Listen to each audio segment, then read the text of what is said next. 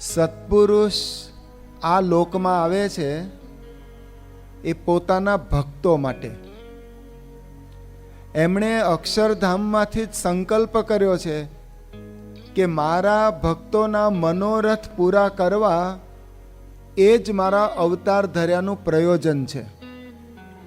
અહીંયા આવે છે કેવળ આપણા માટે. એના માટે વચનામૃતમાં સ્વામિનારાયણ ભગવાન લખે છે કે આ નરનારાયણ દેવ તપ કરે છે એ પોતાના ભક્તોના ધર્મ, જ્ઞાન, વૈરાગ્ય, ભક્તિ વૃદ્ધિ પામે. અને એ રીત સ્વામીશ્રીએ પોતાના જીવનમાં કેવી વણી છે એનું આપણે દર્શન કરવાના છીએ. અક્ષરધામના આવા માયાતીત પુરુષ એ જ્યારે આ લોકમાં આવે છે ત્યારે આપણા જેવા ભક્તો સાથે કેવા ઓતપ્રોત થઈ જાય છે, કેવા વણાઈ જાય છે. એના સુખનો પ્રસંગ હોય તો સ્વામી હાજર, કયો દુઃખનો પ્રસંગ હોય તો પણ સ્વામી ત્યાં પહોંચ્યા જ હોય. કોઈને ત્યાં મરણ થયું હોય તો સ્વામી પહોંચ્યા છે. કોઈ હોસ્પિટલમાં રોગથી પીડાતા હોય તો સ્વામી સામે ચાલીને ત્યાં આશીર્વાદ આપવા માટે ગયા છે. લગ્ન પ્રસંગે પણ સ્વામી હાજર રહ્યા હોય. જન્મ દિવસ, લગ્ન તિથિ, આ તો બધા નાના મોટા પ્રસંગે સ્વામી હરિભક્તના જીવનમાં એવા પ્રવેશી ગયા છે કે પહેલાને એવું જ લાગે કે સ્વામી મારા છે, એ કુરબાન થઈ જાય. સ્વામીનો સંકલ્પ તો હતો કે મારે હિમાલયમાં જવું. પોતે નાના હતા ત્યારે ત્યાં ચાણસદમાં એક હરિદાસ નામના સંત હતા. પોતે હનુમાન મઢીના સેવક હતા, પૂજારી હતા, અને બાળકોને ધૂન કીર્તનો કરાવે. અને ક્યારેક હિમાલયની પણ વાતો કરે કે હિમાલય બધા સિદ્ધ યોગીની ભૂમિ છે, આમ ભગવાનને ભજવાનું સ્થાન છે, નિતાંત એકાંત, ત્યાં બીજી કોઈ દુનિયાનું રંગરાગ જોવા ન મળે, અને શું હિમાલયની પવિત્રતા. આવી બધી વાતો આ નાનકડા શાંતિલાલ એટલે કે પ્રમુખ સ્વામી મહારાજે પણ સાંભળેલી છે. અને ત્યારે જ મનોમન એમણે નક્કી કર્યું કે મારે હિમાલય જવું. અને ત્યાં ગિરી કંદરામાં બસ ભગવાનનું ધ્યાન કરીશું, ભગવાનનું ભજન કરીશું. પણ આશ્ચર્યની વાત તો એ છે કે આ બાળપણનો આ સંકલ્પ પણ સ્વામી હિમાલય ગયા જ નથી. છેક 87ની સાલમાં, એટલે કે સ્વામી 67 વર્ષના હતા ત્યારે પહેલી વાર હિમાલય ગયા.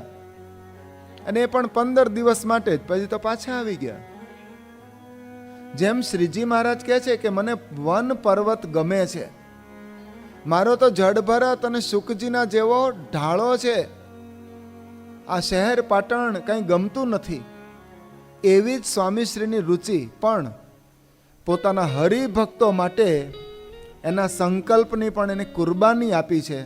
અને હિમાલયમાં નહીં, આપણી વચ્ચે રહ્યા છે. બહુ મોટો ઉપકાર છે. એમણે આપણા જીવનના કેવા કાર્યો કર્યા છે એની વાતો કરીએ. પોતાના ઊંઘ, આરામ, શરીરની કોઈ ચિંતા નહીં, અને સતત આપણા ખેવના કરી છે આ પ્રમુખ સ્વામી મહારાજ. એનો કેટલો મોટો ઉપકાર છે. સ્વામીને એક વખત નૈરોબી ગયા આફ્રિકામાં. ત્યાં એક હરિભક્ત આવ્યા, આમ યુવાન ને આધેડ વયના. તો કોઈએ ઓળખાણ આપી કે સ્વામી આ પ્રકાશભાઈ. સ્વામી કે હું ઓળખું છું, આ પ્રકાશભાઈ. એના ફાધર નવનીતભાઈ, એના ફાધર પુરુષોત્તમભાઈ, એના પિતા પ્રહલાદભાઈ, એના પિતા હિંમતભાઈ, અને એના પિતા હરિભાઈ. આ હરિભાઈનું નામ ભક્ત ચિંતામણીના 114માં પ્રકરણમાં આવે છે. આ 7 પેઢીના નામ સ્વામી બોલી ગયા. પ્રકાશ, નવનીતભાઈ, પુરુષોત્તમ, પ્રહલાદ, હિંમત અને હરિ. આ સતત નામ બોલી ગયા.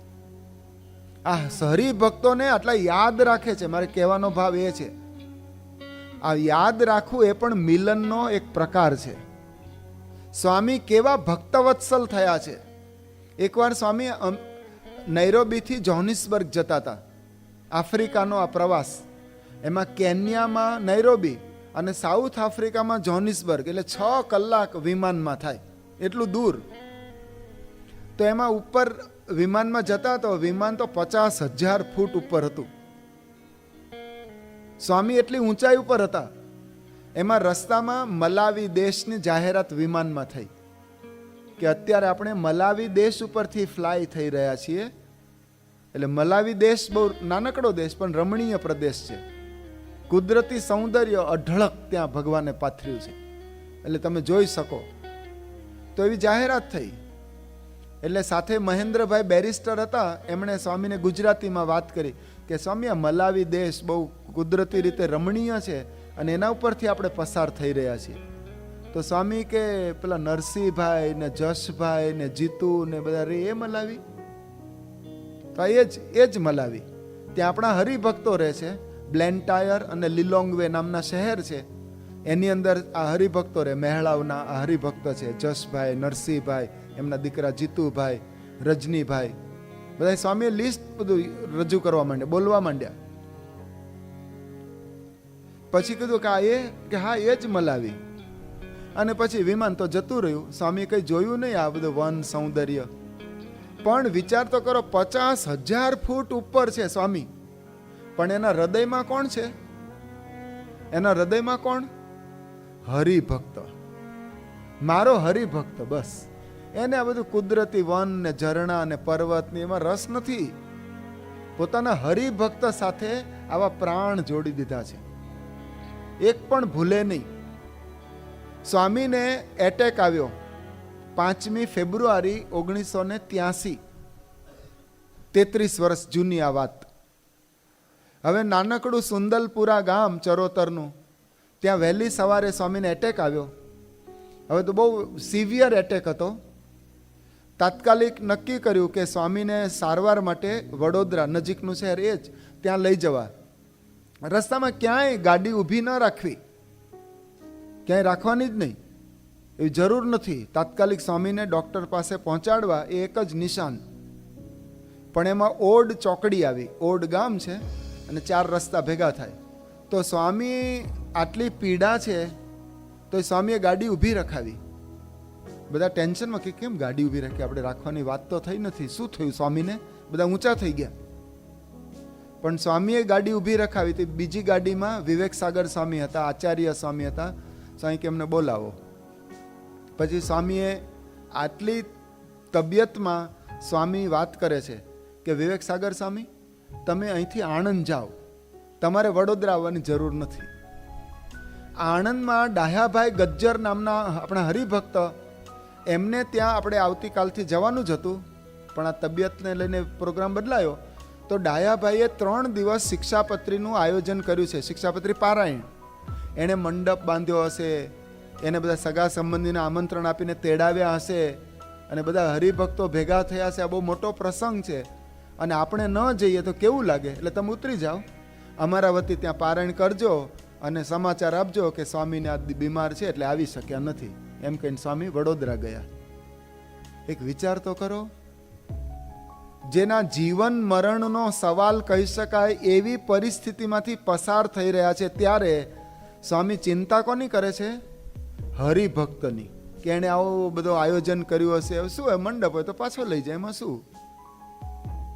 સગાવાલાને કહેવાય કે કાર્યક્રમ મોકૂફ રાખ્યો છે. આ 2 વાક્યો જ બોલવાના હોય ને.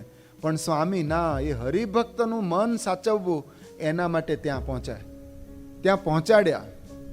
આપણને આવો વિચાર ના આવે. જેને બીજાના ઉપર ઉપકાર કરવાની ભાવના હોય ને એ જ કરી શકે. આ સંત જ કરી શકે, આપણા સગાવાલા પણ નહીં. પણ આ સગાવાલા, એને આપણું હિત કરવાની રીત આવડતી નથી. આ એક જ છે, સંત પરમ હિતકારી, જગત માહી સંત પરમ હિતકારી. અને એના માટે સ્વામી કદાચ આપણને ટકોર કરે ને તો એ આપણે સારા માટે કરે છે.